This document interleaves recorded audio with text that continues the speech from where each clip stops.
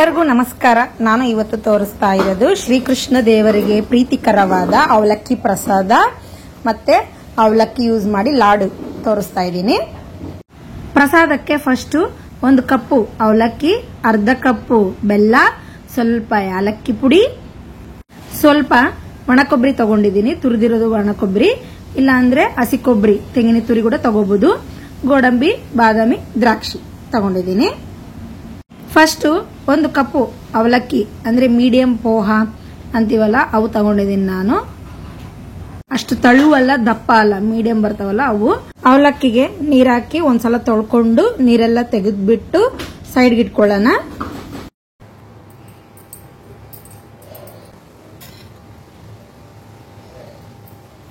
ಈಗ ಒಲೆ ಮೇಲೆ ಒಂದು ಪಾತ್ರೆ ಇಟ್ಕೊಂಡು 1 ಸ್ಪೂನ್ ತುಪ್ಪ ಹಾಕಿ ದ್ರಾಕ್ಷಿ, ಗೋಡಂಬಿ, ಬಾದಾಮಿ ಇದ್ರೆ ಬಾದಾಮಿ ಕೂಡ ಸ್ವಲ್ಪ ಕ್ರಶ್ ಮಾಡ್ಕೊಂಡು ಅದೇ ದೊಜ್ಕೊಂಡು ಅವನ್ನು ಒಂದ್ಸಲ ಫ್ರೈ ಮಾಡ್ಕೊಂಡು ಸೈಡ್ಗೆ ಇಟ್ಕೊಳ್ಳೋಣ.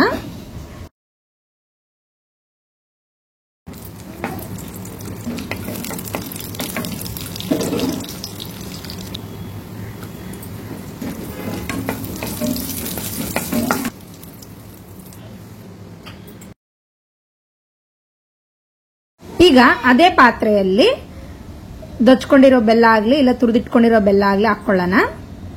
1 ಕಪ್ಪು ಅವಲಕ್ಕಿಗೆ ಒಂದು ಅರ್ಧ ಕಪ್ಪು ಇಲ್ಲಾಂದ್ರೆ ಅರ್ಧಕ್ಕಿಂತ ಸ್ವಲ್ಪ ಕಡಿಮೆ ಆದ್ರೂ ಬೆಲ್ಲ ಸಾಕು. ಬೆಲ್ಲ ಹಾಕೊಂಡ್ಮೇಲೆ 3 ಸ್ಪೂನ್ ಅಷ್ಟು ನೀರು, ಬೆಲ್ಲದ ಮೇಲೆ ಬರೋ ಅಷ್ಟು ನೀರು ಅಷ್ಟೇ ಹಾಕೊಂಡು, ಪಾಕ ಬರಬೇಕು ಆ ತರ ಏನೂ ಇಲ್ಲ, ಜಸ್ಟ್ ಬೆಲ್ಲ ಕರಗೋದಕ್ಕಷ್ಟೇ. ಬೆಲ್ಲ ಕರಗೋ ತನಕ ವೇಟ್ ಮಾಡೋಣ.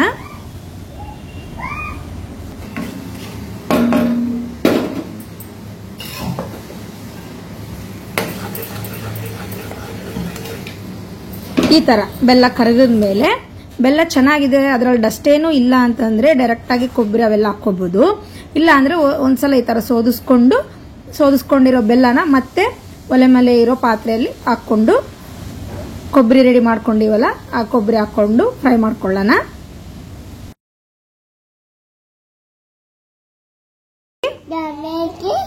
ಏಲಕ್ಕಿ ಪುಡಿ ಹಾಕೊಂಡು ಒಂದೇ 1 ನಿಮಿಷ ಲೋ ಫ್ಲೇಮ್ ಅಲ್ಲಿ ಇಟ್ಕೊಂಡು ಕೈ ಆಡಿಸ್ಕೊಳ್ಳೋಣ. ಆಮೇಲೆ ನಾವು ಸೈಡ್ಗೆ ಇಟ್ಕೊಂಡಿರೋ ಅವಲಕ್ಕಿ ಕೂಡ ಹಾಕೊಂಡು ಕಲ್ಸ್ಕೋಬಹುದು.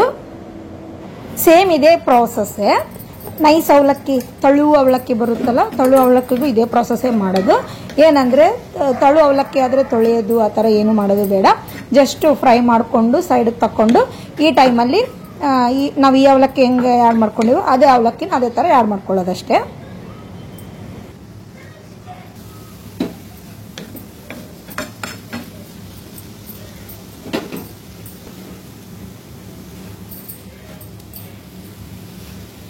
ಅವಲಕ್ಕಿ ಬಿಸಿ ಆಗ್ತಾ ಬರುತ್ತೆ. ಈಗ ಲಾಸ್ಟ್ ಇನ್ನ ಡ್ರೈ ಫ್ರೂಟ್ಸ್ ತೆಗೆದಿಟ್ಕೊಂಡಿದ್ವಲ್ಲ ಅವನ್ನ ಹಾಕೊಂಡು ಸ್ಟವ್ ಆಫ್ ಮಾಡ್ಕೊಳ್ಳೋಣ. ಸ್ವಲ್ಪ ತಣ್ಣಗಾದ್ಮೇಲೆ ಉದುರುದುರು ಆಗುತ್ತೆ, ಕರೆಕ್ಟ್ ಆಗುತ್ತೆ. ಕೃಷ್ಣ ಜನ್ಮಾಷ್ಟಮಿ ಟೈಮಲ್ಲಿ ಶ್ರೀಕೃಷ್ಣ ದೇವರಿಗೆ ನೈವೇದ್ಯ ಮಾಡಬಹುದು. ಗಣಪತಿ ದೇವ್ರಿಗೂ ನೈವೇದ್ಯ ಇಡ್ತಾರೆ. ನವರಾತ್ರಿ ಟೈಮಲ್ಲೂ ಕೂಡ ಈ ಪ್ರಸಾದ ಮಾಡ್ಕೊಂತಾರೆ.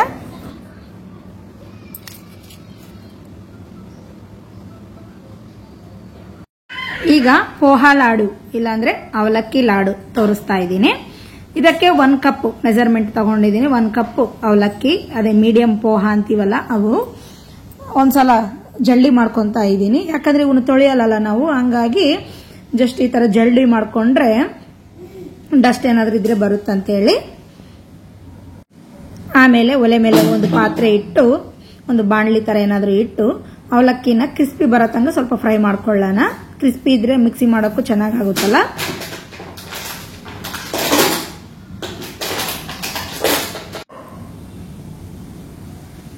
ಈ ತರ ಕ್ರಿಸ್ಪಿ ಆಗ್ಬೇಕು, ಕರೆಕ್ಟ್ ಕ್ರಿಸ್ಪಿ ಆಗೈತೆ. ಸೊ ಈಗ ಒಂದು ಪ್ಲೇಟಲ್ಲಿ ತಕೊಳ್ಳೋಣ. ಈಗ ಅದೇ ಬಾಣಲಿಯಲ್ಲಿ ನಾವು ಶೇಂಗಾ ಕೂಡ ಹಾಕೊಂತ ಇದೀವಿ. ಸ್ವಲ್ಪ ಶೇಂಗಾ, ಅಂದಾಜಾಗಿ ಸ್ವಲ್ಪ ಶೇಂಗಾ ತಗೊಂಡು ಅವನು ಸ್ವಲ್ಪ ಹುರ್ಕೊಳ್ಳೋಣ, ಅದೇ ಫ್ರೈ ಮಾಡ್ಕೊಳ್ಳೋಣ.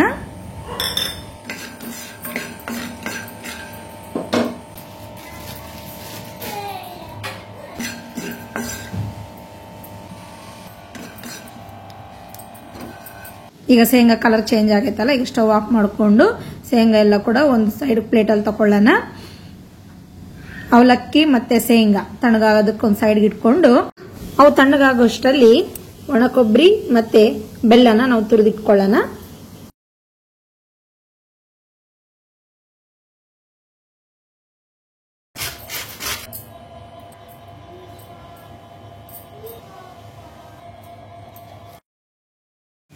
ಈಗ ಒಂದು ಮಿಕ್ಸಿ ಜಾರಲ್ಲಿ 2 ಇಂದ 3 ಯಾಲಕ್ಕಿ ಒಣ ಕೊಬ್ಬರಿ ಹಾಕಿ ಮಿಕ್ಸಿ ಮಾಡ್ಕೊಳ್ಳೋಣ. ಮಿಕ್ಸಿ ಮಾಡಿರೋ ಯಾಲಕ್ಕಿ ಕೊಬ್ಬರಿ ಪುಡಿನ ಒಂದು ಕಪ್ಪಲ್ಲಿ ತೆಗೆದಿಟ್ಕೊಳ್ಳೋಣ. ಅದೇ ಮಿಕ್ಸಿ ಜಾರ್ಗೆ ನಾವು ಫ್ರೈ ಮಾಡಿ ಇಟ್ಕೊಂಡಿರೋ ಅವಲಕ್ಕಿ ಕೂಡ ಹಾಕಿ ನುಣ್ಣಗೆ ಮಿಕ್ಸಿ ಮಾಡ್ಕೊಳ್ಳೋಣ.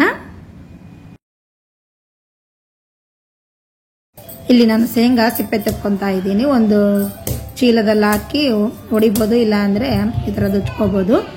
ಶೇಂಗಾನು ಸಿಪ್ಪೆ ತೆಗೆದು ರೆಡಿ ಮಾಡ್ಕೊಳ್ಳೋಣ. ಮಿಕ್ಸಿ ಜಾರಲ್ಲಿ ಶೇಂಗಾ ಕೂಡ ಹಾಕಿ ಶೇಂಗಾ ಪೌಡರ್ ಕೂಡ ರೆಡಿ ಮಾಡ್ಕೊಳ್ಳೋಣ.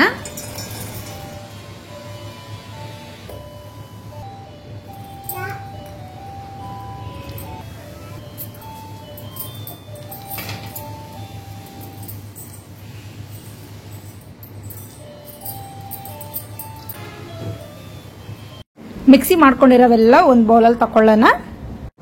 ಈಗ ಇಲ್ಲಿ ಬೆಲ್ಲ ಚೆನ್ನಾಗಿದೆ, ಡಸ್ಟ್ ಏನು ಇಲ್ಲ ಅಂತಂದ್ರೆ ಒಂದು ಮಿಕ್ಸಿ ಜಾರಲ್ಲಿ ಇದೇ ಪೌಡರು ಸ್ವಲ್ಪ ಬೆಲ್ಲ ತುರಿದಿರೋ ಬೆಲ್ಲ ಹಾಕಿ ಮಿಕ್ಸಿ ಮಾಡಿ ಉಂಡೆ ತರ ಕಟ್ಬೋದು.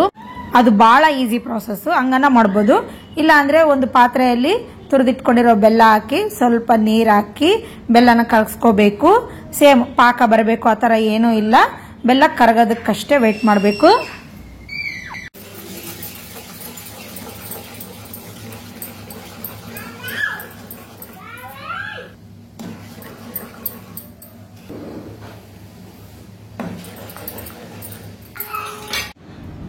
ಬೆಲ್ಲ ಈ ತರ ಕರಗದ ಮೇಲೆ ಒಂದು ಸ್ಟ್ರೈನರ್ ತರ ಇರುತ್ತಲ್ಲ ಅದರಲ್ಲಿ ಸೋದಿಸ್ಕೋಬೇಕು, ಅದೇ ಫಿಲ್ಟರ್ ಮಾಡ್ಕೋಬೇಕು.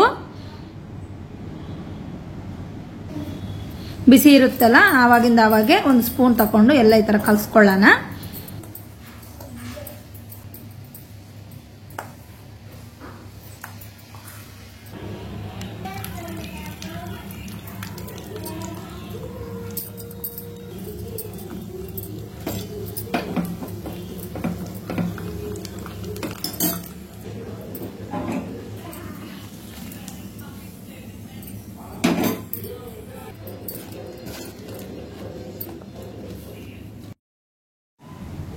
ಡ್ರೈ ಫ್ರೂಟ್ಸ್ ಕೂಡ ಇದರಲ್ಲಿ ಹಾಕೊಂಡ್ಮೇಲೆ ಒಂದು 3 ಸ್ಪೂನ್ ಅಷ್ಟು ಬಿಸಿ ಮಾಡಿ ತಣ್ಣಗಾಗಿರೋ ಹಾಲು ಹಾಕೊಳ್ಳೋಣ. ಆವಾಗ ಉಂಡೆ ಕಟ್ಟಕ್ಕೆ ಈಸಿ ಆಗುತ್ತೆ. ಹಾಲು ಹಾಕಿದ್ರೂ ಕೂಡ ಈ ಉಂಡಿಗಳು 3 ರಿಂದ 4 ದಿನ ತನಕ ಇರ್ತವೆ, ಹಾಳಾಗೋದಿಲ್ಲ.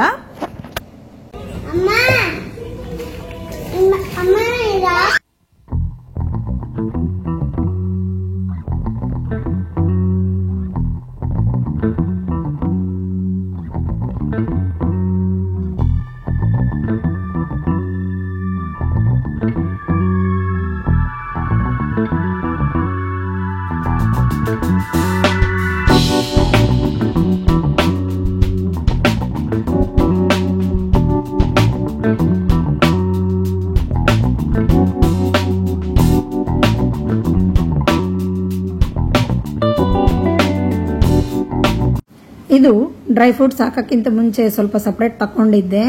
ನಮ್ಮ ಮಕ್ಕಳಿಗೆ ಡ್ರೈ ಫ್ರೂಟ್ಸ್ ಬಾಯಲ್ಲಿ ಬಂದ್ರೆ ತಿನ್ನೋದಿಲ್ಲ, ಅದೇ ಡ್ರೈ ಫ್ರೂಟ್ಸ್ ನ ಮಿಕ್ಸಿ ಮಾಡಿ ಪೌಡರ್ ಮಾಡಿ ಹಾಕಿದ್ರೆ ತಿಂತಾರೆ. ಇನ್ನೊಂದು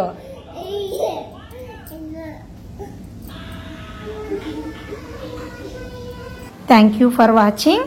ಯಾರಿಗಾದ್ರೂ ಈ ರೆಸಿಪೀಸ್ ಯೂಸ್ ಆಗ್ತವೆ ಅಂದ್ರೆ ಶೇರ್ ಮಾಡ್ರಿ.